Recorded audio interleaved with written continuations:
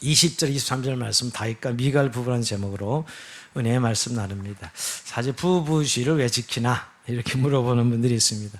여러분 국가에서는 21일 어제가 국가 기념일입니다. 부부의 날 기념일로 지키고요. 2+1인가요? 21일을 그렇게 지키는데요. 교회에서는 5월달 한 달이 가정의 달인데 첫째 주는 어린이, 어버이, 둘째 주, 셋째 주일 목양, 또 넷째 주일을 부부, 다섯째 청년 이렇게 교회 각 구성원들을 축복하고 격려하는 또 그래서 작은 가정 또 좀 더 큰 가정 교회 공동체를 세우는 그런 의미 있는 달을 우리가 보내고 있습니다. 사실은 부부 개념으로 지금 살아가는 가구 수가 사실 45% 정도밖에 안 된다고 그래요. 지금 1, 2인 가구가 벌써 38%인가요? 1인 가구가 지금 이렇게 늘어가고 우리가 생각하는 흔히 부부가 있고 자녀가 있는 가구가 옛날과는 너무나 다르게 퍼센트에 줄어드는 그런 상황입니다. 그렇지만 우리가 부부주일의 말씀을 상고하는 것은 하나님께서 창조하신 섭리 속에 결혼을 통해서 가정을 이루시고 부부에 주신 의미를 생각하는 주일입니다. 여러분 가정에서 제일 중요한 지체가 남편과 아내입니다. 부부입니다. 우리는 가족은 부모와 자녀 생각하잖아요. 혈연관계를 먼저 생각합니다. 그게 굉장히 피는 물보다 진하다고 부모 자녀 혈연관계의 가족을 생각하지만 근본적으로 한 남자와 한 여자를 만나서 한 가정을 이루므로 여러분 가정이 시작되는 것이죠. 하나님께서 에덴 동산에서 아담을 만드시고 독창을 좋지 못하여 잠들게 하시고 갈비뼈를 떼내어서 하와를 만드시고 하나님께서 직접 주례를 쓰셔서 결혼을 하게 하심으로 가정을 이루게 하심으로 인류가 시작됩니다. 여러분 인류의 시작이 바로 부부 가정을 통해 시작된다는 사실을 기억해야 됩니다. 가정의 시작은 부모와 자녀 이전에 부부 남편과 아내로 시작된다는 것이죠. 그래서 그 가정에 복을 주시고 세대를 이어가게 하시는 것이 하나님의 창조 질서요. 또 후손을 이어가게 하는 방식이요. 하나님의 뜻입니다. 자, 오늘은 그런 의미에서 성경에 나오는 한 부부를 샘플로 반면교사 삼고자 합니다. 다윗과 미갈 부부입니다. 다윗과 미갈 부부가 가진 현실을 살펴보고 정말 오늘 우리가 어떠한 부부, 어떠한 가정을 주님이 원하시는지를 생각하면서 은혜를 나누고자 합니다. 오늘 본문은 우리가 사무엘하 6장 20절에서 23절 읽었는데요. 사실 6장 전체를 읽어야 돼요. 그러나 시간상 끝부분만 읽었습니다. 한마디로 다윗이 다윗성으로 언약궤를 옮기는 장면입니다. 다윗의 인생 가장 전성기죠. 왕으로 이제 정식 제대로 예루살렘 왕으로 등극하여서 그가 언약궤를 예루살렘으로 옮기는 장면입니다. 그는 이름 없는 시골 목동에서 이스라엘 왕으로 세우신 하나님 은혜에 대한 깊은 감격을 가지고 하나님을 가까이 하고 하나님을 예배하기 위해서 이스라엘 통치 중심으로 삼고자 하나님을 언약궤를 수도 예루살렘에 들여고 합니다. 그러나 우리가 잘 아는 대로 여러분 1차 언약궤를 운반하는데 실패하죠. 그가 아무런 생각 없이 또 하나님 말씀의 기준을 생각하지 않고 예전에 블레셋 사람들이 언약궤를 보낼 때 수레에 실어서 보낸 것을 기억하고 수레에 실어서 언약궤를 운반하다가 우사가 요동하는 소의 벗개를 만지다 즉사하죠. 베레스 우사. 우사가 죽습니다.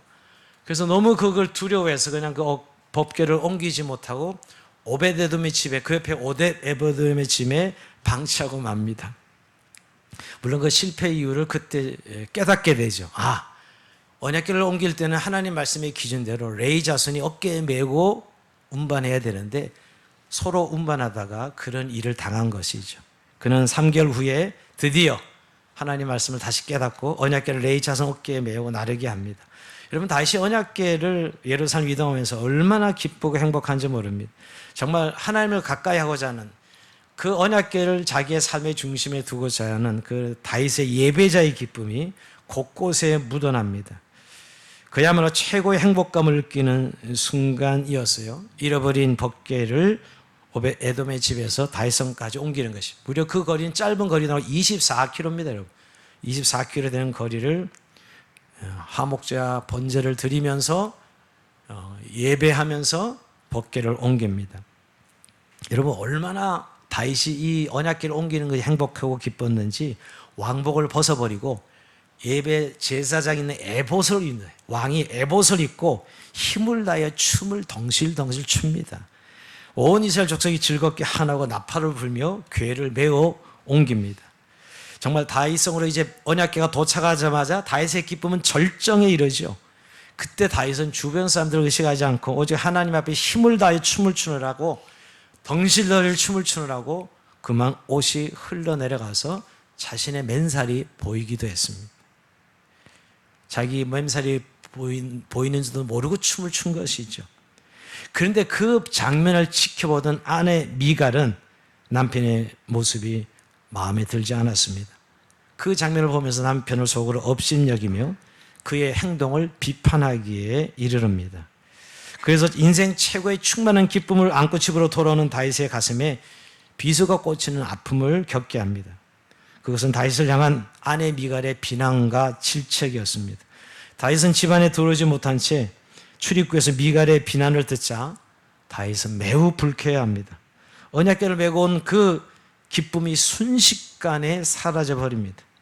그래서 다윗도 그 역시 아내 미갈에게 심히 불쾌한 감정을 여과 없이 쏟아져내는 장면을 우리가 오늘 사무엘하 6장 20절 23절까지 읽었습니다. 우리는 본문을 보면서 충격을 받습니다. 우선 이런 기쁜 날에 부부가 싸우는 모습을 성경은 여과 없이 그려내고 있습니다. 다윗이 한 나라의 왕이었지만 지금은 한 아내에게 비판받고 있는, 비난받는 남편의 모습으로 나타나고 있습니다. 그리고 이렇게 하나님이 합한 인물로 이스라엘 왕으로 부름받을 정도로 대단히 위대한 왕이었지만 가정에선 부부 사이의 갈등을 피하지 못하는 연약하는 부부의 모습으로 다윗과 미갈을 보게 됩니다. 즉 아무리 다윗이 임금이라 하더라도 부부 사이의 갈등과 충돌에 대해서 외회가 없음을 우리가 보여주고 있습니다. 결국 여러분 이 일로 다윗과 미갈 부부는 서로에게 애틋한 첫사랑이었지만 그 끝은 차가운 무덤과도 같은 관계로 전락하고 맙니다. 자, 이런 결말은 여러분 다윗이라는 인물을 우리는 좀 알지 않습니까? 누구보다도 하나님을 사랑하고 음악과 시를 사랑하는 감성적인 사람, 신실한 사람이었는데 참 이런 일을 겪는 것은 뜻밖이 아닐 수 없습니다. 여러분 미갈 또한 다윗을 생명처럼 아끼고 사랑했던 사람이라는 것을 기억할 때 이들 부부가 이렇게 파국을 맞는 것은 참 뜻밖의 일이지요. 자, 이들 부부의 배경을 조금 이해할 필요가 있죠, 여러분. 이들 부부는 사실 다윗이 역사의 전면에 언제 등장하죠? 블레셋 장군 골리앗을 무너뜨렸을 때, 골리앗을 이겼을 때 그 용맹스러운 다윗을 보고 미갈은 연모하고 사랑하였습니다.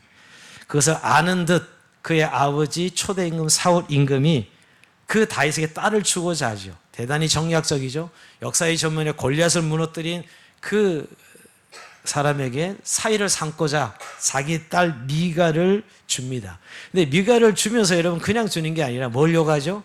블레셋 사람 포피 100개를 가져오게 합니다. 적군을 많이 죽여야 내 사위가 될 수 있다 하는 것이에요. 그래서 여러분 다윗은 결국 블레셋 사람 200명을 죽이고 이 사울 임금의 사위, 즉 미갈의 남편이 됩니다. 왕자죠, 사실은. 공주랑 결혼하니까 여러분 공주. 그래서 미갈은 다윗의 첫 번째 부인이 됩니다. 근데 문제는 그 뒤로 시간이 지나면서 다윗의 인기가 막 올라가죠. 다윗은 만만히요, 사울은 천천히요. 이 여인들의 소리에 사울이 요즘 말 열받아서 결국 질투하게 됩니다. 미워해서 다윗을 죽이고자 합니다. 결국 다윗은 사울의 죽음의 위협을 피해서 방랑생활, 도피자 생활이 됩니다. 긴 세월 동안 도망자의 생활이 시작됩니다. 그때 여러분 방랑생활 하면서 이제 그 왕국을 떠나면서 미갈과 헤어지게 됩니다. 자, 오랫동안, 뭐 1, 2년도 아니고 오랫동안 헤어지기에 결국 이 미갈은 재혼하게 되죠. 여러분 그 아는 대로 아버지가 발디엘에게 이 미갈을 줘버립니다. 하여튼 그 당시 여자는 물건처럼 아버지가 줬다 뺐다 할 수도 있는 거죠. 아버지가 이 발디엘에게 이 딸 미갈을 줍니다. 그 사이 여러분 다윗은 이런 방랑생활을 하면서 아비가일이라는 아내도 맞이하고 아히노아미라는 아내도 맞이합니다. 이 당시 일부 다처제가 일반적이었기 때문이죠, 여러분.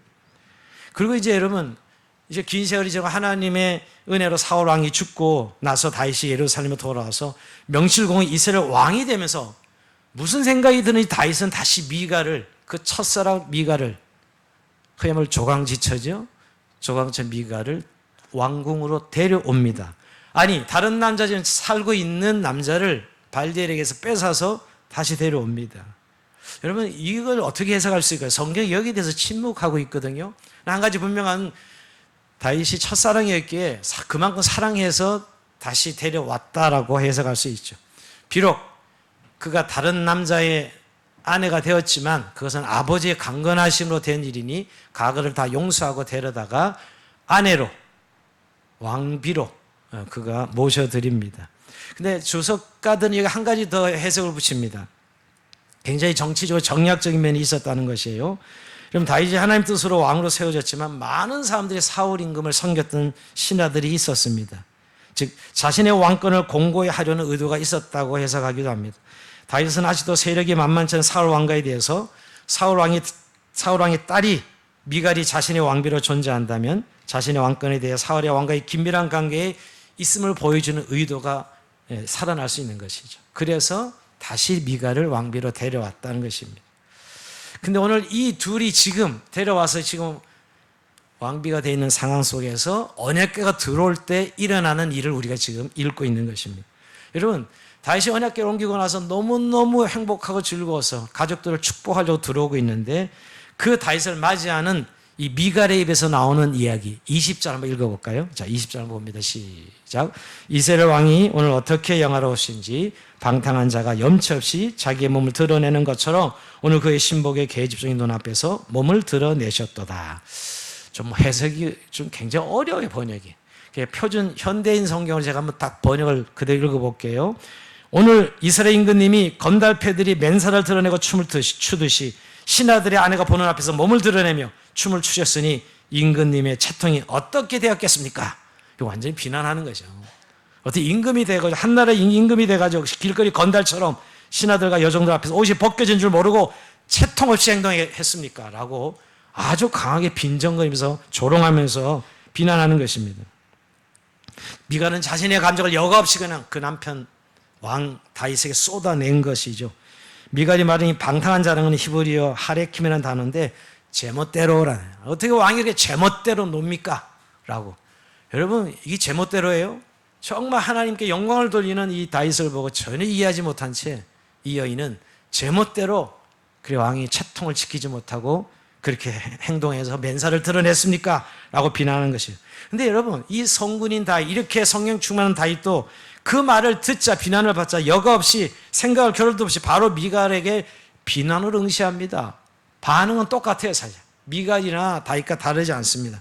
감정 대 감정의 충돌을 드러냅니다. 물론 내용은 신앙적입니다. 여러분 다윗이 내용은 신앙적이지만 응답하는 내용을 보면 그러나 감정이 왕창 실려 있습니다. 자, 21절 22절 한번 볼까요? 같이 읽어봅니다. 시작. 이는 여호와 앞에서 한 것이라. 그가 내 아버지와 그의 온 집을 버리고 나를 택하사 나를 여호와의 백성 이스라엘의 주권자로 삼으셨으니 내가 여호와 앞에서 뛰놀리라. 내가 이보다 더 낮아져서 스스로 천하게 보일지라도 내가 말한 바 계집종에게는 내가 높임 받으리라. 전반부는 굉장히 신앙적인 얘기를 하는 게 분명합니다. 그러나 뒷부분에 내가 이보다 더 낮아져서 스스로 천하게 보일지라도 네가 말한 바 계집종에 내가 높임 받으리라. 굉장히 감정적인 의미가 섞여 있고 약간은 나쁘게 본다면 저주 섞인 그런 내용을 담고 있습니다. 기쁨으로 지금 언약궤를 옮기고 나서 행복한 이 다윗의 입에서 지금 부인을 향하여 비난조에 감정 섞인 반응을 보이고 있습니다. 여러분 참 다윗은 하나님을 깊이 사랑하고 음악과 시를 즐기는 감성적인 믿음의 용사였고 미갈은 참으로 다윗을 첫사랑으로 연모했던 사람인데 이 부부가 오늘 이 장면을 보면 적어도 파국이에요. 파국. 부부의 갈등과 상처를 우리가 이 장면 속에서 보게 됩니다.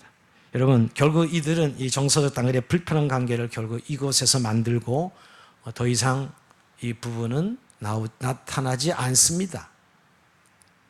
어떻게 이런 일들이 일어났을까요? 저는 오늘 세 가지를 한번 생각해 보려면 첫째로 이 다윗과 미갈 부부가 이렇게 된 것은 서로의 삶의 초점이 달랐기 때문입니다. 즉 가치관이 서로 바라보는 것이 달랐기 때문입니다. 여러분 원래 다윗은 정말 그리 내세울 것 없는 가정에서 태어나서 자라난 평범한 목동 출신이었습니다.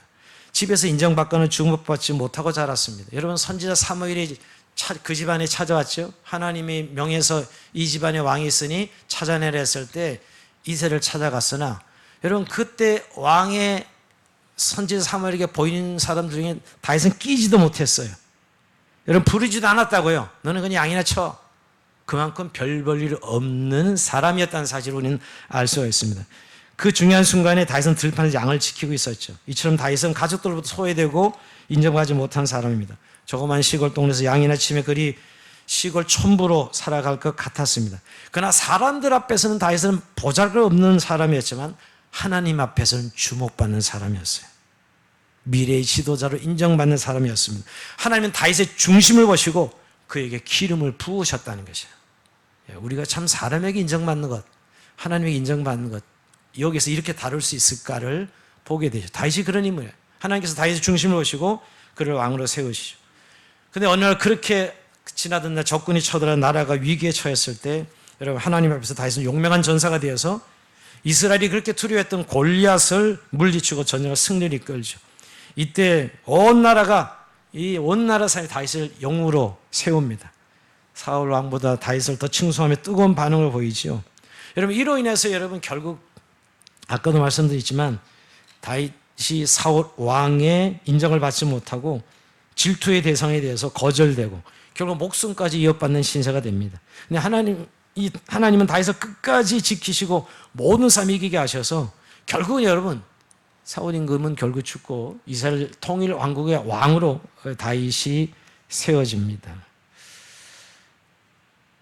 여러분 그런 과정을 제가 왜 설명하냐면 다윗이 언약궤가 들어왔을 때 그토록 기뻐했던 그의 삶의 배경을 제가 설명하는 거예요. 그가 그럴 수밖에 없어. 옷이 흘러내려갔을 줄도 모르고 그렇게 언약궤를 즐거워 예배했던 이유는 그는 철저하게 자신의 삶이 하나님 앞에서 이루어졌다는 사실을 깨달은 사람이에요. 여러분 다윗의 일생을 특정이나 한 가지 영적 코드를 꼽으라면 하나님 앞에서요. 코람되옵니다. 여호와 앞에서. 그래서 그는 너무너무 그 행복해서 정말 행복한 일이었어. 그는 자신이 목자였지만 진정한 목자는 여호와 하나님이심을 알았던 사람이고 자신이 이스라엘 왕이 되었지만 진정한 왕은 여호와 하나님이심을 알았기 때문에 자신의 모든 것이 여호와 앞에서 된 것이라는 사실을 알고 믿기에 오늘 그는 그런 행위를 서스럼 없이 기쁨으로 춤을 추며 영광을 돌렸던 것이죠. 근데 이런 반면에 그 아내 미갈은 사람 앞에서 살아간 사람이었습니다. 사람을 자의적으로 상을 판단하고 사람을 의식하며 행동한 사람이었어요. 즉 한마디로 인간적인 삶에 초점을 가진 사람이 미갈이에요. 여러분 이것도 그의 배경을 찾아봐야죠. 그는 여러분 사울 임금의 딸로 자랐습니다. 여러분 우선 사울 왕의 신앙, 사울 왕의 삶의 모습을 그대로 영향을 받았겠죠. 여러분 사울 왕이 어떤 사람이지요? 인간적인 삶의 초점을 가지고 살았던 사람입니다. 물론 그는 왕이 되기 전엔 참 하나님 앞에 아름다워서 그가 왕의 부름을 받았지만 결국 그가 왕으로 부름받고 나서 모든 하는 기준은 하나님 말씀이 기준이 아니라 인간적인 기준을 가지고 살아갔습니다. 결국 그는 불순종하고 교만해서 하나님께 버림받지 않습니까? 그러니까 그 아버지의 삶과 신앙을 사울이 그대로 받아서 그의 시선은 그의 초점은 지극히 인간적인 인간의 관점으로 살았던 것이죠. 그래서 그러니까 여러분 온 나라가 지금 들썩거릴 정도 언약궤를 다윗성으로 모시는 기쁨의 잔치가 이 미갈에게는 하등의 영향도 안중에도 없었어요. 그저 남편 행동에 못마땅하고 그래서 가족을 축복하러 온 이 남편 다윗을 업신여기며 빈정거리며 비난했습니다. 여러분 그런 다윗을 격려하고 축복하고 격려해도 괜찮은데 오히려 미갈은 다윗을 비난합니다. 자신의 시각으로는 도저히 받아들일 수 없는 행동을 한 것이 다윗이었던 것이죠. 여러분 결국 사람이 그렇게 말하고 행동하는 그 사람의 가치 체계가 어떠냐에 따라 결국 그렇게 나오는 것입니다. 다윗은 하나님 앞에서 오직 모든 것이 하나님 앞에서 자신의 삶이 이루어진 걸 알기에 그 앞에서 예배자로 춤추는 것이 너무나 자연스러웠지만 미갈은 적어도 왕이 어떻게 채통 없이 그렇게 체면이 있어야지, 채통이 있어야지 명예를 중시하는 미갈의 삶에 있어서는 다윗의 행동은 마땅히 비난받아 마땅했던 거예요. 서로 삶의 초점이 달랐던 것입니다. 다윗은 오직 하나님을 예배하고 섬기는 관점에서 삶을 봤지만 미갈은 인간적 관점에서 명예를 존중하는 채통을 존중하는 삶을 살았던 것이죠. 여러분 여기 참 우리가 부부가 사랑해서 분명히 결혼했지만 그 사람이 가진 가치관에 따라서 결국 이런 상을 다르게 맞닥뜨리고 있다는 사실을 우리는 봐야 됩니다. 우리가 사랑해서 결혼했지만 애정도 있고 사랑도 합니다. 그러나 그러고 삶을 살아가다 보면 왜 이렇게 갈등하지? 왜 이렇게 싸움이 있지? 이렇게 사랑하는데 바로 가치관의 차이입니다. 이 삶의 초점이 서로 다른 데를 바라보고 살아가고 있기 때문이에요. 우리가 어릴 때 신앙적인 가정에서 자란 사람들과 그렇지 않은 사람들의 삶의 배경이 너무 다릅니다. 제가 결혼해서 제일 먼저 당황했던 것은 그 삶의 패턴이, 행동 패턴이 너무나 다른 모습들. 뼛속 깊이 신앙인의 가정에서 자랐던 사람과 그렇지 않은, 저는 불신자 가정에 자라서 혼자 실로 예수 믿고 신앙생활하던 같은 믿음의 사람이 만났는데도 행동 양식이 어떻게 많이 그렇게 다른지요 라는 사실을 발견할 수 있었습니다. 오늘 적어도 이 본문이 사울 왕도 하나님의 백성 이스라엘 왕으로서였던 모습이었지만 그 딸 미갈도 그 이스라엘 하나님의 백성의 공주였지만 지금 그는 인간 중심적인, 요즘 말하면 예수 믿지 않은 불신앙적인 그런 가치 체계를 가지고 있었던 사람, 즉 세속적인 가치를 가지고 있었던 사람이고, 다윗은 오직 하나님의 은혜만으로 세워진 사람에게 하나님의 은혜만을 바라보는 하나님 중심의 삶이었습니다. 여러분, 우리가 부부란 이름으로 만나서 결혼해도 이런 삶의 초점 차이로 갈등과 싸움이 있다는 사실을 인식하고 이해할 필요가 있습니다. 우리가 사랑해서 결혼했지만 결혼해서 맞닥뜨린 것은 이 가치관의 차이로 서로 부딪히기 시작합니다. 이것을 서로 존중하면서 그것을 이해하고 하나 되어가는 노력이 바로 부부가 살아가는 삶의 여정입니다. 여러분, 부부가 처음에는 에로스적인 사랑 때문에 결혼해서 함께 살지만 결국 그 다음에 부딪히는 문제는 서로의 가치관의 체계로 부딪히기 시작합니다. 뭘 바라보고 살아가고 있느냐예요. 분명히 사랑하는데 왜 이렇게 우리는 싸우지? 이렇게 좋아하는데 왜 이렇게 부딪히지? 그걸 인식하지 못하는 분들이 많아요. 가치관의 차이죠. 삶의 초점의 차이입니다. 여러분, 우리가 올 한 달 동안 우리가 가정의 인가기도를 위해서, 가정의 복음을 위해서 그토록 기도하고 눈물로 우리의 삶의 가장 중요한 첫 번째 기도 제목은 우리의 가정이 모두가 예수 믿고 구원받는 가족이 되게 해달라는 그 기도지요. 우리의 삶의 방에 한 곳을 바라보고 살아가는 부부와 삶의 방향이 한쪽은 하나님을 바라보고 한쪽은 세상을 바라보고 살아가면 끊임없는 갈등 구조 속에 부딪힐 수밖에 없죠. 다윗의 눈에는 이게 너무너무나 자연스러운 행동이지만 미갈의 눈에는 쓸데없는 채통을, 명예를 구기는 행동으로밖에 볼 수 없었던 것입니다. 결국 여러분, 우리가 이런 과정들을 인식하고 부부가 신앙으로 하나 되어가는 일에 무엇보다도 헌신해야 돼요. 부부는요, 같은 방향을, 같은 가치관을, 같은 초점을, 즉 신앙 안에서 부부가 하나 되어가는 과정들, 우리가 주님을 모시고 살아가는 가정이 행복한 이유가 바로 이 때문입니다.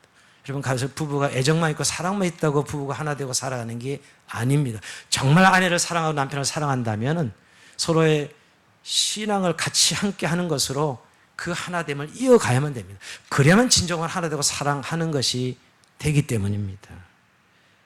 우리 이 하나됨의 축복을 위해서 여러분, 교회만 그런다고 또 같이 다닌다고 해결되는 것도 아닙니다. 교회 다니면서 여전히 세속적인 가치를 추구하는 신앙인들과 정말 믿음의 가치를 추구하는 그 남편과 아내와는 또 계속 갈등 구조, 다윗과 미갈처럼 갈등 구조를 갈 수밖에 없는 것이죠. 우리가 부부주의를 맞아 다시 한번 부부가 믿음에서 하나 될 수 있는 같은 방향을 바라보는, 같은 영성을 공유하는 그런 은혜를 위해서 같이 노력하고 이해하고 기도하고 섬기는 은혜가 있기를 주의 이름으로 축원드립니다. 자, 두 번째, 다윗과 미갈 부부가 이렇게 된 것은 소통과 대화가 없었기 때문입니다.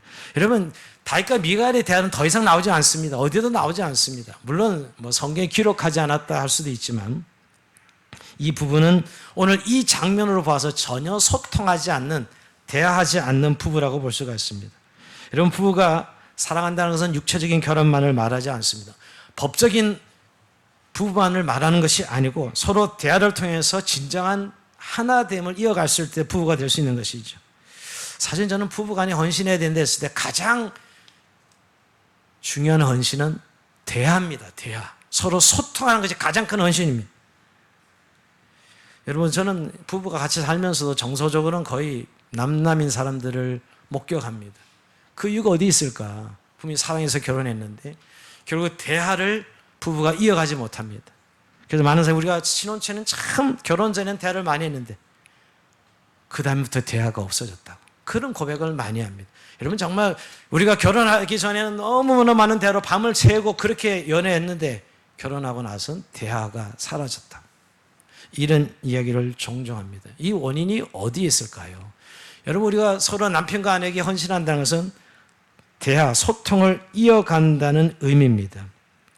물론 거기에는 대화가 통하지 않는다고 참 많이 안타까움을 이야기하는 분들을 듣게 됩니다. 근데 결국 여러분 우리 처음에 만났을 때는 호구조사 1단계 대화를 해도 충분하죠.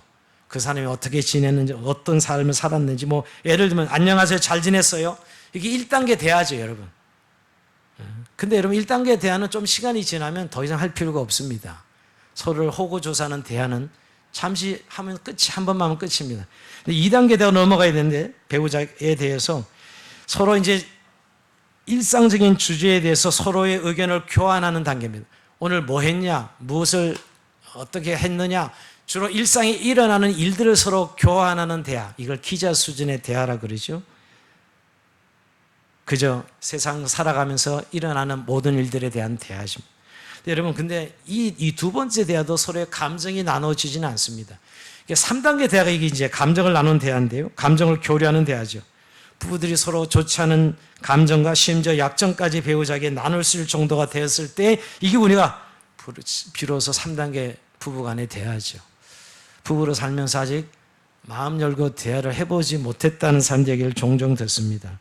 여러분 배우자가 된다, 남편과 아내가 되어서 마음을 열고 속마음을 주고받는 대화가 일어나지 않는 부부, 이게 정말 심각한 단계도 불구하고 우리는 어쩔 수 없다. 때때로는 뭐 우리가 어차피 우리 부부는 애정이 없기 때문에 라고 이렇게 핑계를 대면서 이것을 그냥 넘어가는 부부들을 보게 됩니다. 여러분 부부는 결국 이 대화를 통해서 서로의 마음을 교류하고 감정까지 나누는 단계가 될 수 있을 때 우리가 부부지요. 오늘 다윗과 미갈 부부가 갑자기 이렇게 파국을 맞이한 게 아닙니다. 이전부터 대화가 되지 않았다, 소통이 되지 않았다가 어느 날 사건이 벌어졌을 때 그냥 이런 일들이 벌어지는 거죠. 어떻게 보면 폭탄을 안고 사는 겁니다. 부부가 대화가 되지 않는 가운데 살고 있다는 것은 여러분. 그러니까 여러분 우리가 대화가 되지 않는 데에는 여러 가지 원인을 볼 수 있지만 우선 부부가 대화하는 상대로 배우자를 주셨다는 사실을 인정하고 받아들이고 헌신해야 됩니다. 여러분 부부간의 대화 시간이 하루에 몇 분 정도 됩니까? 통계를 보면 여러분 30분 미만이 대부분입니다. 많이 하는 부부가 30분이에요. 근데 그중에는 10분 하는 부부도 태반입니다. 거의 밥 묻나 자자 뭐 이런 정도로 경상도 사람들 하루에 부부 아내랑 대화가 이 두 마디만 끝난다고 하는 부부들의 이야기 듣지 않습니까?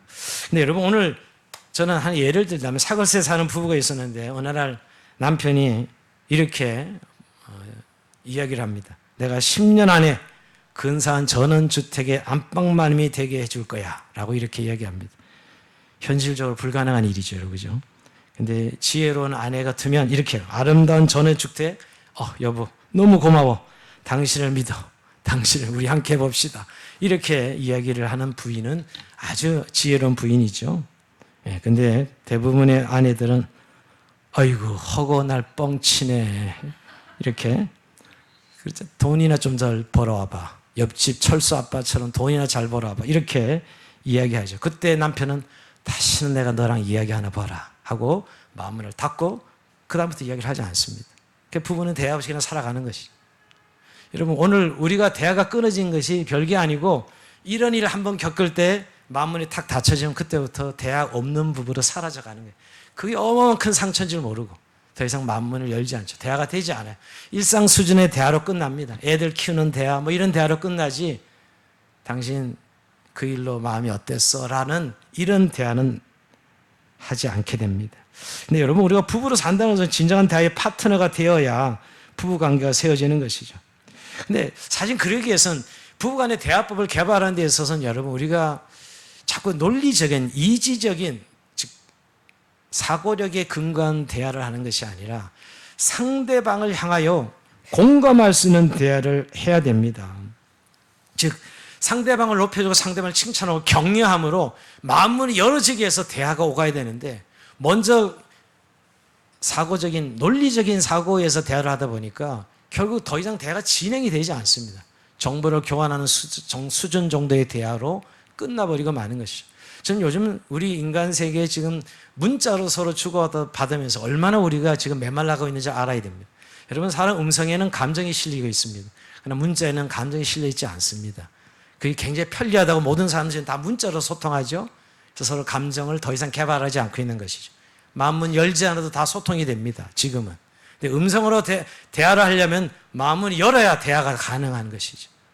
인간이 지금 점점 괴물이 되어간다는 의미는 정서적인 부분들이 지금 곡해 왜곡되고 있는 상황 속에 우리가 살아가고 있는 것이죠.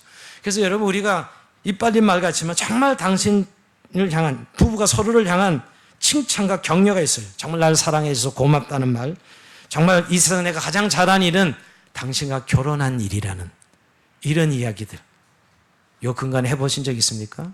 네, 우리 교회에서 가장 인고 부부라고 소문난 김상희 집사님 가정이 얼마나 됐습니까? 당신과 결혼한 일이 내가 세상에서 제일 잘한 일이야. 저는 자주 할 거란 생각이 들어서 지금 물어봤는데 약간 당황스러워하는 거 보니까 자주 하는 것 같지는 않습니다. 근데 여러분, 정말 나를 사랑해줘서 고맙고 나를 도와줘서 고맙고 당신이 나와 우리 새끼들 위해서 이렇게 수고 헌신한 건 너무나 고마워. 여러분, 그것이 당연한 격려와 당연한 축복의 말인데도 불구하고 우리는 이것을 하지 않습니다. 다 알고 있는 거니까. 다 알고 있는 걸 하지 않습니다. 자, 그러면서 생기는 부작용은 뭐냐? 서로 더 대화하지 않습니다. 그러면서 부부는 정서적 교류를 할 수 없게 돼요. 여러분, 부부 같이 살면서 육체적 교류는 열심히 하고 살면서 정서적 교류는 하지 않고 사는 부부가 너무너무 많아지고 있다는 거예요.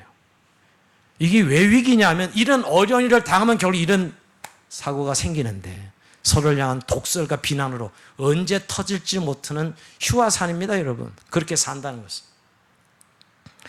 더 나아가서 결국 이 대화가 정말 되지 않았고 이 부분은 서로 다윗과 미갈은 공감 능력이 없어요. 공감하지 못합니다. 상대방의 영혼을 안아주는 것이 공감 아니겠어요? 당신은 나 자신과 똑같은 소중한 나보다 더 귀한 존재라는 메시지를 전하는 것이 공감인데, 여러분, 아내가 힘들다 할 때 정말 무슨 일이 있었어 하면서 이렇게 안아주는 이런 공감 능력이 있어야 되잖아요. 정말 당신 힘들었구나 라고 이해하면서 말이에요. 오늘 여러분 한번 보세요. 이 다윗과 미갈 부부. 다윗이 지금 이렇게 기쁘게 들어오고 있는데 미갈이 그 다윗의 마음에 공감했더라면 비록 자신은 아무리 봐도 그것이 별로야. 뭐 저래 왕이 저래 채통 먹이면 저렇게까지 해. 그렇더라도 다윗이 저렇게 기뻐하는 거 보고 그거에 공감하는, 여러분, 공감은 자기 머리로 하는 게 아닙니다. 논리로 하는 게 아니에요. 이해력으로 하는 게 아니고 그 사람의 마음에 동의해 주는 거예요. 그 사람의 마음에 공감이. 다윗이 그렇게 행복하면서 오고 있는데, 와, 당신 대단한 일을 했어. 정말 당신 대단한 일을 했어. 하나님 너무 기뻐하겠어. 이렇게 공감했더라면 이들 부부는 행복한 부부가 될 수 있었겠죠. 근데 공감 능력이 없었던 것입니다. 여러분, 다윗이 이 왕이 되어서 언약궤를 옮기는 과정에 얼마나 많은 고생과 수고를 했는데 거기에 대해서 일말의 이해도 없고 오직 왕으로 채통을 지키지 못했다고 비난하는 미갈의 모습 속에 1도 공감 능력이 없는 미갈을 보게 됩니다. 근데 여러분, 공감 능력이 없는 건 다윗도 마찬가지. 여러분, 이렇게 아내가 자신을 비난한다 하더라도 기분은 나쁘겠지만 아내가 왜 저렇게 화가 났지? 왜 아내가 저렇게 화가 났을까? 한번 생각해 봐야 되지 않았어요? 여보, 왜 이렇게 화가 났어요? 무슨 일이 있었어요? 이렇게 물어볼 수 있었잖아요. 다윗도 이 아내 미갈에게 말이에요. 아내가 그렇게 화를 냈으면 그 이유를 물어보고 그 화낸 거에 공감을 했더라면 다윗과 미갈 부부가 이렇게까지 갈 필요가 없었죠. 당신 한번 이야기 한번 해보셔도 왜 그렇게 당신이 언약궤를 메고 온 나를 향해서 비난을 할 수밖에 없는지 한번 이야기나 들어보자고 라고 했더라면 파고까지 가진 않았지요.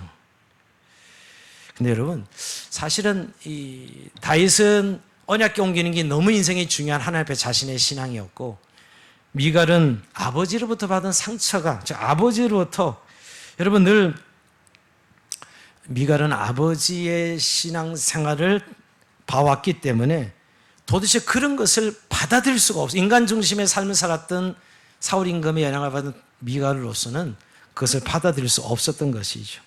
자, 그렇다 하더라도 여러분, 다윗도 사실은 그 아내의 비난에 공감했더라면 아내가 이런 이유 때문에 사실은 이런 말을 하는구나 생각하고 그 화난 것에 공감했더라면 부부는 이겨낼 수 있었던 것이죠. 여러분, 우리가 공감이라는 얘기가 나와서 말씀드리면 신앙인들이 하나님 말씀의 기준으로 살아갑니다. 근데 논리 기준은 하나님 말씀인데 우리가 공감은 정적인 요소예요. 마음의 요소라고요, 여러분. 근데 그리스도인들이 공감을 잘 못합니다. 너무 기준들이 분명하고 잘 성경을 알기 때문에 공감을 잘 못해요. 안 믿는 사람들이 아픔을 잘 모릅니다. 흔히 기도하면 되지, 하나님 믿으면 되지, 왜 저렇게 살아 하면서 비난하고 정죄하는 데 익숙해 있어요. 예수 믿는 분들이 정말 그 사람의 아픔에 공감하지 못하기 때문에 대화가 되지 않고 결국 끊어지는 것이죠. 마찬가지로 부부간에도 마찬가지입니다, 여러분. 남편과 아내가 사실 너무나 삶의 이 정서적인 것도 다르고 성향도 다르고 취향도 다르고 다르기 때문에 논리적으로 하나 된다는 건 불가능합니다, 여러분. 그러니까 사실 그 사람이 상대방의 정서적 반응에 나도 공감해 주는 것으로 부부는 마음문을 열고 하나가 되어가는 과정을 밟아가는 것이죠.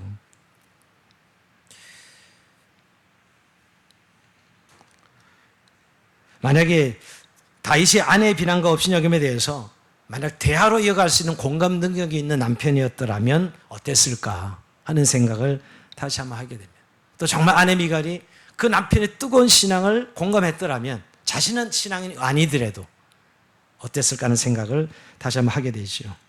여러분, 그런 의미에서 우리 부부는 정말 공감 있는 공감 능력을 가진 부부인가 하는 걸 점검해 볼 필요가 있어요. 자, 공감은 상대방의 느낌이나 감정과 사고를 이해하고 그를 기반으로 다른과 소통하는 능력을 말합니다. 사실 상대방의 정서와 감정 상태를 나의 이 상태와 일치시키는 것이죠. 여러분, 근데 사고나 이해나 논리적인 것이 아니라는 데 우리가 생각해야 돼요. 우리가 기준은 너무나 뻔하죠, 머리로서는. 근데 그것은 공감할 수 없습니다. 그래서 사람과 대화해보면 말문을 열게 하는 사람이 있고 말문을 닫게 하는 사람이 있습니다. 말문을 닫게 하는 사람은 공감 없는 사람과 대화를 하는 거예요. 근데 말 안 하고 자동이 말이 되는 사람은 공감, 그냥 나도 모르게 말이 나오고 그 사람 앞에 나가면 그 사람은 공감 능력 있는 사람입니다. 여러분, 어떤 사람 만났어요? 왜 대화가 안 되지? 그 사람이 공감 능력이 없는 사람. 공감만 입이 그냥 자동으로 열려지는데 부부가 그런 겁니다. 대화라는 것이. 대화가 무슨 내용이 있어서 해야 되나요? 꼭 논리가 있어서 무슨 해결을 해서 해야 하나요? 무슨 강공서예요? 무슨 우리가 회사 직원들 회의하는 겁니까? 부부는 아무런 내용이 없어도 대화가 이어져야 되는 것이에요. 그게 정서적 교류가 되고 하나가 되어줄 수 있는 것이죠. 그래서 여러분, 누가 슬퍼하는 사람을 보면 나도 슬퍼지고, 옳고 그름을 떠나서 그가 슬퍼하면 같이 슬퍼하고 그가 기쁘면 나도 기뻐하는 자가 공감하는 사람들입니다. 여러분, 오늘 우리 정말 부부들이 살아가는 데 있어서 그렇게 사랑한다 하면서 그렇게 우리가 사랑해서 결혼했는데 왜 우리 삶은 행복하지 않을까? 여러분, 어려운 데서 원인이 있는 게 아니라 결국 대화가 이어지지 않고 정서적 교류가 이어지지 않기 때문이에요. 우리는 정서적 교류를 꼭 사랑하는 사람이면 정서적 교류 이어진다는데 아니요. 대화가 없는 교류는 정서적으로 이어지지 않습니다. 반드시 하나님께서 우리를 정서적 교류를 통해서 마음으로 서로 교류할 때 하나됨을 우리가 누릴 수 있고 우리의 사랑의 감정을 느낄 수 있는 것이죠. 오늘 말씀을 마무리하면서 여러분, 오늘 이 미갈은 아버지 사울왕 다윗을 시기에 죽이려 했지만 아버지를 속이면서까지 다윗을 사랑했어요. 여러분 잘 아는데, 여러분, 사울 임금이 다윗을 죽이려 했을 때 몰래 빼내서 도망치게 한 사람이 미갈이에요. 너무나 사랑했기 때문에. 다윗 또한 여러분, 지금 통일왕국을 이루고 제일 먼저 데려온 사람이 미갈입니다. 사랑하는 첫사랑 미갈을 데려서 왕비로 삼아서 다시 나라의 통치의 기반을 다스려 생각했던 것이 다윗입니다. 자, 이렇게 뜨거운 마음으로 부부가 사랑했지만 오늘 이 사건을 인해서 관계는 회복되지 않고 깨집니다. 저는 이렇게 부부가 서로 사랑하는데 둘 사이의 관계가 회복되지 않는 분들을 봅니다. 분명히 사랑한대요. 바람 피는 것도 아니에요, 전혀.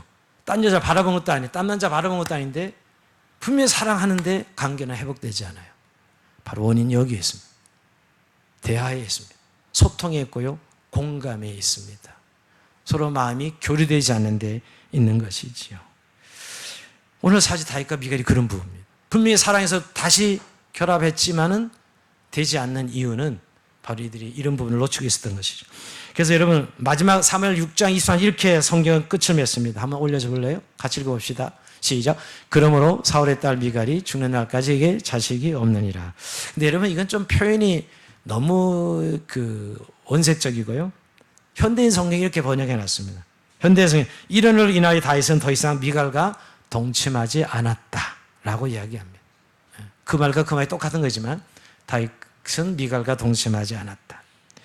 고난과 어려움 속에 피어났던 다윗과 미갈 부부의 첫사랑은 결국 끝사랑이 되지 못하고 씁쓸하게 막을 내립니다. 자, 오늘 이것을 하면서 우리가 진짜 이 성경에 나온 다윗과 미갈 부부를 반면교사로 삼아서 우리의 가정, 우리의 결혼, 우리의 부부 생활은 과연 하나님께서 원하시는 부르심인가라는 것을 정말 여러분 응답하면서 오늘 말씀 마무리하고자 합니다. 여러분 결혼은 분명히 하나의 창조 섭리와 동시에 부르심입니다. 자꾸 우리는 결혼과 부부 관계를 하나님의 축복이라고 말을 하면서 자신의 행복으로만 이렇게 생각하기가 쉽습니다. 맞습니다. 물론 결혼은 하나님의 우리에게 주는 행복의 축복이죠. 그러나 동시에 부르심입니다. 하나님의 온전히 뜻을 이루어가는 부르심이라는 것이에요. 물론 여러분 오늘 부부질에서 부부만 말하는 게 아니라 모든 가정 형태는 다 부르심입니다. 우리가 지난주 고린도전서 7장을 살펴봤는데요. 고린도서 7장에 바울이 이렇게 부부도 부르심이요, 독신도 부르심이요, 이혼도 부르심이요, 재혼도 부르심이라고 분명히 말하고 있죠. 주를 위해서라면. 그러니까 뭐냐면 여러분 우리가 가정의 부르심을 부부라고 지금 부부라면 부부의 부르심이 하나님께서 요청하시고 우리가 독신이 되었어요. 저도 여러분 사별하고 8년 9년 차가 됐는데 독신의 부르심 속에 충실하게 이 부르심에 늘 은혜를 하나님 앞에 찾아가고 있습니다. 우리가 각자의 가정 형태가 있는데 그 부르심이라는 거예요. 어떤 형태도 모두가 하나님의 부르심인 것이. 이런 바울은 복음 전하면서 독신이었습니다. 곧 종말이 올 줄 알고 바울은 나아같이 지내는 게 다 좋다. 그러나 결혼한 것 더 좋다 이렇게 이야기하죠. 나아같이 지내는 것. 왜? 곧 환란이 올 때 가정을 가졌을 때 얼마나 많은 고난을 겪을 걸 생각하고 바울은 나아같이 지내는 게 좋다고 얘기하면서 그러나 모두가 하나님의 부르심이다라고 그는 선포하고 있습니다. 여러분 우리가 결혼을 개인의 행복의 관점에서 보면 이 부르심을 잘 이해하지 못합니다. 그리고 과거의 여러 가지 형태로 일어난 가정의 과거들을 그냥 늘 유지하고 살아가는 사람들이 많습니다. 뭔 말이냐면 여러분 자신을 힘들게 한 어떤 과거 형태들 지금 나의 부르심을 생각해야죠. 과거에 한번 일어난 어떤 형태들 때문에 그것이 평생의 아픔처럼 살아가는 그리스도인이 아니라 오늘의 부르심으로 말해요. 여러분 우리 가정은 하나님 후손을 번성케 하고 더 나아가서 이제 그 가정을 온전케 하심으로 가정을 하나님 계획에 계시죠. 그래서 여러분 그것을 한마디로 저는 이야기하면 거룩이라는 부르심입니다. 에베소 5장 31절 이하에 보면 이런 말씀이 있습니다. 그러므로 사람이 부모를 떠나 그의 아내와 합하여 한 육체가 될지니 이 비밀이 크도다. 이 비밀이 크도다. 그런데 도대체 왜 부부 관계를 비밀이 크다 그랬을까요? 그리스도와 교회 관계의 관계를 부부 관계로 예를 들면서 이 비밀이라고 표현하고 있는데요. 여러분 사실 우리가 정확히 그리스도인이라고 하면 부부 가족 관계는 천국 가서는 유지되지 않습니다. 이 땅에서 일이에요. 우리가 하늘나라에 가서는 예수님이 우리의 신랑 되 우리가 신부가 돼서 영원한 부부로 완벽한 친밀감을 누리는 부부 관계를 누립니다. 그게 성경에 말하는 하늘 천국의 모습이에요. 근데 이 땅에서 남편과 아내를 우리에게 만나게 해주심으로 가장 친밀한 관계를 누려보고 경험해 보라고 우리에게 가정을 허락하시고 가정을 향하여 후손을 이어가게 하시고 무엇보다 부부를 온전케 하십니다. 즉 거룩하게 하십니다. 서로를 채워주고 서로를 완성시켜가게 해주시는 것이죠. 서로를 거룩하게 함으로 구원하게 하는 사이로 만드셨습니다. 거룩이 하나님 뜻이죠. 그러면서 여러분 베드로전서 3장 1절에 보면 아내들아 이와 같이 자기 남편에게 순종하라. 그 이런 말씀을 순종하지 않는 자라도 말로 말미암지 않고 그 아내의 행실로 말미암아 구원을 받게 하려 함이라. 그 아내의 행실로 남편을 구원하게 한다는 말씀이죠. 고린도서 7장 16절도 보면 아내 된 자여 네가 남편을 구원할는지 어찌 알 수 있으며 남편들 네가 네 아내를 구원할지 어찌 알 수 있으리요 하면서 건면하는 것을 보게 됩니다. 즉 서로를 구원하는 파트너라 이 말이에요. 이 땅에서 우리를 온전케 하고 완성시켜주는 파트너로 우리에게 주신 것이요. 천국의 비밀로. 그러니까 여러분 우리가 지금 세상의 가족관계가 너무 많이 바뀌어서 세상의 기준으로 우리의 가정의 행복을 잣대로 들이대지 말고 너무 사회적 구조적 문제로만 이해하지 말고 가정이 하나님의 부르심이요 하나님의 계획이 있다는 사실, 우리 각자의 남편과 아내 역할 속에 하나님의 부르심이잖아요. 이런 관점에서 우리의 가정을 이해한다면 지금보다 훨씬 더 행복한 가정이 될 수 있습니다. 부부관계를 훨씬 더 우리가 행복하게 만들어갈 수 있습니다. 오늘 이 다윗과 미갈 부부가 깨졌던 삶의 초점이 달랐기 때문에, 신앙적인 관점이 달랐기 때문에, 또 정말 진정으로 부부가 노력해야 될 여정 속에서 그들에게 헌신해야 될 대화와 공감의 부분이 없었기 때문에 이런 결과 가져오지 않았습니까? 부부는 그러면서 영원히 서로가 서로의 평행선을 걷으면서 하나 되어지는 여정과 과정이에요. 서로를 거룩하게 해주는, 서로의 구원을 이루어가게 해주는 그런 관계에서 하나님 우리의 가정을 세우시고 또 자손들을 통해서 계속 하나님 나라를 세워가시는 하나님의 뜻이 부부에게 있다는 사실 기억하시고 승리하는 은혜가 있기를 바랍니다. 무엇보다도 오늘의 현실은 참 설교하기도 어렵고요. 왜? 너무너무 부부들이 고통을 겪는 부부들을 많이 봅니다. 자녀들 양육하기 위해서 얼마나 고생들 하고요. 또 부부간의 삶을 살아가는 그 여정 속에서 겪는 많은 어려움들을 봅니다. 하나님 오늘 여러분들을 그런 부부와 남편과 아내에게 하나님 축복하시고 격려해 주시길 원합니다. 힘내라고요. 하나님이 도우시고 계시고. 여러분 우리가 그렇게 살아가기 위해서 결혼한 거거든요. 우리는 돈 벌어오고 애쓰고 노력하고 수첩구멍 뚫고 뭐 이런 여러 가지 가정에서 나는 일들을 하려고 내가 결혼했나 하지만 그러려고 결혼했습니다. 서로 남편과 아내를 세워주기 위해서. 그 일이 거룩한 일이요, 그 일이 하나님의 일이요, 하나님이 여러분들을 격려하고 계세요. 힘을 내시고 부부 안에 승리하는 저와 여러분의 삶 되길 주의 이름으로 축원드립니다. 자, 우리 일어나고